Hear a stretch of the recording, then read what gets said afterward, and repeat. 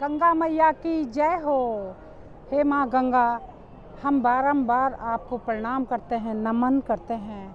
आप साक्षात हो, साक्षात माँ भगवती का स्वरूप, प्राणदायिनी माँ गंगे, आपको बारंबार प्रणाम है।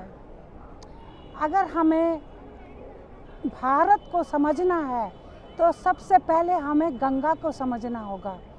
गंगा एक पूरी तरह से भारत दर्शन है और इसीलिए गंगा को जीवंत, आज की तारीख में जीवंत स्वरूप प्रदान किया गया है।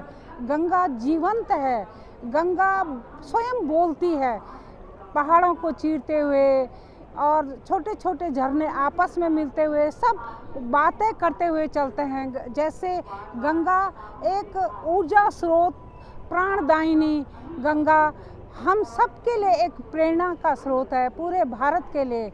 जैसे छोटी छोटी नदियाँ बड़ी नदी में मिलती हैं और उसमें मिलकर के अपने को आत्मसात करती हैं और वो कहती हैं हम मिट गए तो क्या हुआ, हे गंगा हम तेरे वेग के साथ साथ चलकर प्राणदायिनी माँ गंगा बनेंगे और भारत को एक महान ज्ञान देंगे।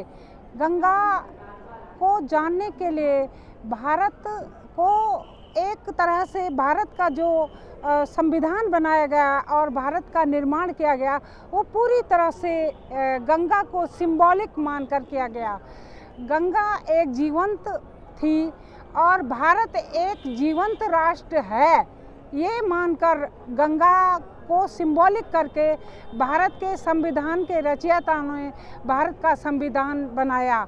जिस प्रकार से भिन्न भिन्न धाराएं जल में मिलकर गंगा को वेग प्रदान करती हैं, आगे बढ़ाती हैं। छोटी जो जलधारा है वो उसको बड़ी जलधारा, जैसे छोटे जो समाज के लोग हैं, गरीब लोग हैं, उनको लेकर के एक बड़ी जलधारा, बड़े लोग हैं जो वो लेकर के आगे बढ़ें तो देश जो है वो आगे बढ़ेगा। ये हमें गंगा कहती है। गंगा लगातार कुछ ना कुछ कहती रहती है। गंगा हमें बताती हमें किस तरह से जीवन जीना है। गंगा बताती है हमें किस तरह से संसार को चलाना है। गंगा बताती है कि मोक्ष कहाँ है, जीवन कहाँ है और क्या स्वरूप है, हमारे जीवन का क्या स्वरूप होना चाहिए, ये गंगा हमें बताती है। इस समय कुंभ के इस शुभ अवसर पर, महाकुंभ के शुभ अवसर पर मैं यहाँ हरिद्वार में आई हूँ और मुझे ऐसा लगा कि सभी दिव्य आत्माएं, देवता सभी इस समय इस धरती पर उतर कर आए हैं और वो इस गंगा के रूप को देखने के लिए लालायित हैं।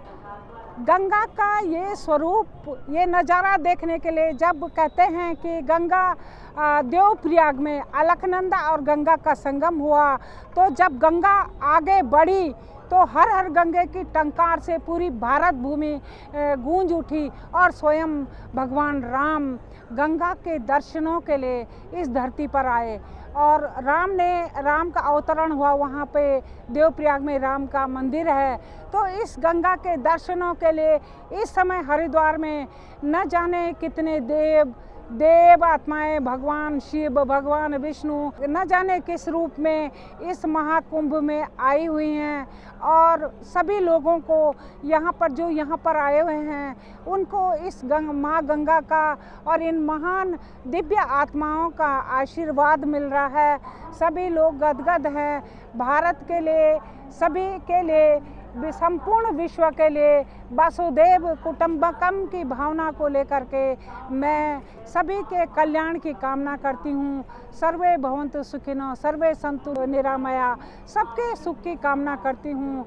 गदगद है गंगा के इस स्वरूप को देखकर। ये मोक्षदायिनी गंगा, प्राणदायिनी गंगा, माँ गंगा अनेक रूपों में है। कहीं माँ गंगा भागीरथी से निकलती है तो वो हर कहीं शांत हो जाती है, कहीं उसका रौद्र रूप है, कहीं विकराल रूप है, कहीं सौम्य रूप है, अनेक रूप हैं गंगा के। कुंभ के इस पवित्र अवसर पर गंगा के तट से मैं संपूर्ण विश्व को एक संवाद संप्रेषण करती हूँ कि सभी लोगों के जीवन में जो ये महान आपदा आई और ये बीमारी आई, उससे सभी को मुक्ति मिले। मैं सोचती हूँ कि अप्रैल और मई के बाद सभी लोग स्वस्थ रहें और सभी के जीवन में प्रसन्नता रहे, खुशी आए और वो जीवन को नई ऊर्जा के साथ, नए उत्साह के साथ अपने जीवन को आगे बढ़ाएं। इसी प्रेरणा के साथ मैं सभी के कल्याण की कामना करती हूँ। प्रणाम।